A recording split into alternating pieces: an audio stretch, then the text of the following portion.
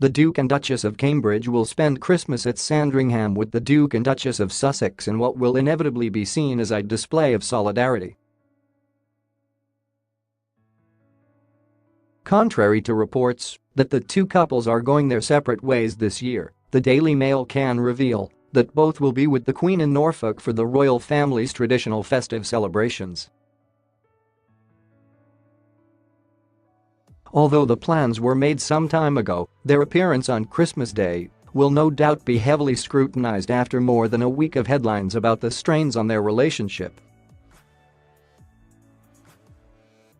While it is no secret that Kate and Meghan do not enjoy a close friendship, some reports have claimed that the pair have had a significant falling out, which has affected their husband's close relationship.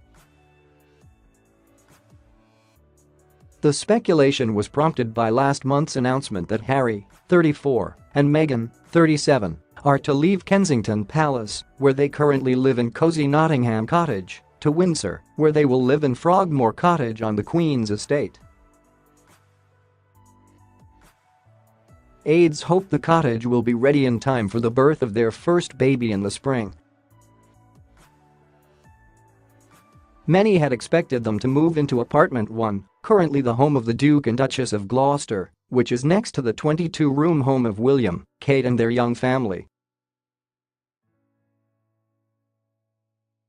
Yesterday it was claimed that, in a sign of the iciness between the two couples, William and Kate, both 36, had opted to spend Christmas with the Middleton family in Bucklebury, Berkshire. Harry and Meghan would be at Sandringham, possibly with Meghan's mother, Doria.But, a source told the Mail. Reports regarding Christmas are wrong.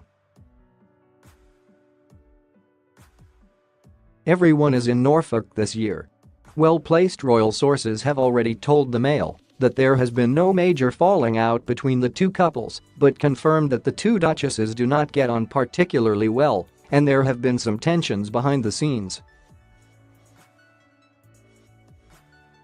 However, they insist that the two brothers are close and that it would be wrong to attribute Harry and Meghan's decision to move out to any issue between the women.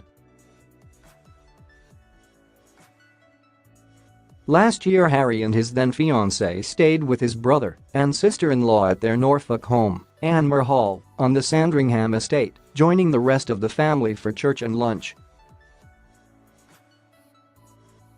The news comes amid further reports that Harry and Meghan have not endeared themselves to royal household staff with their somewhat dictatorial behaviour. Yesterday, the Sunday Mirror reported that Meghan's personal assistant Melissa Toubati resigned after just 6 months, having broken down in tears over the stress of her job. A source familiar with the 39-year-old Frenchwoman's time working for the Duchess of Sussex told the newspaper her job was highly pressurized, and in the end it became too much.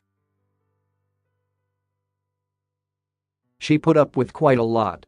Meghan put a lot of demands on her, and it ended up with her in tears.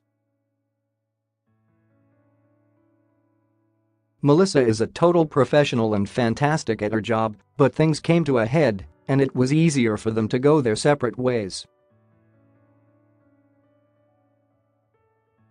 The Duchess is said to have emailed staff with requests and instructions as early as 5 a.m.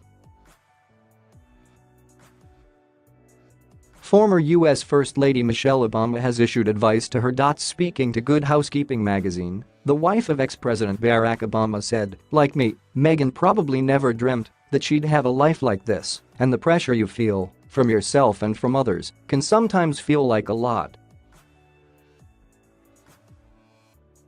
So my biggest pieces of advice would be to take some time and don't be in a hurry to do anything." Reports of the rift between the prince's wives have emerged over recent months, with sources claiming Kate was seen in tears at 3-year-old Charlotte's dress fitting. Sources told the Daily Mail's Rebecca English she's a woman who has lived life into her 30s in her way. She's been a relatively successful actress, has her own humanitarian interests and her own circle of friends. She is very self-sufficient. Understanding the palace way The deference, the politics and the fact that there's a pecking order is taking a while for Meghan to get her head around. She is quite opinionated, and Harry has got very dictatorial of late, which hasn't made things easy at times. Meanwhile, Meghan and Harry are said to have upset Princess Eugenie by not attending her and Jack Brooksbank's evening wedding reception following the ceremony at St. George's Chapel. She and Jack Brooksbank had an evening bash at the Royal Lodge in Windsor on the Friday following the ceremony at St. George's Chapel. Harry and Meghan had previously been expected to miss the second day of wedding celebrations ahead of their flight to Australia on the Sunday. The couple also raised eyebrows after they told members of the royal family that they were expecting their first child together at Eugenie's wedding.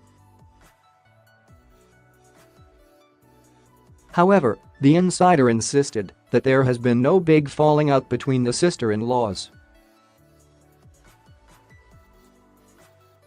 While there are some tensions behind the scenes, Kate is pretty unflappable, and nothing has become bad enough to make Harry and Meghan want to move out. People are genuinely pleased to see them so happy, the source said. The truth is that there simply isn't enough room at Kensington Palace for them, and I know they have been looking at Windsor as a possibility since before the wedding.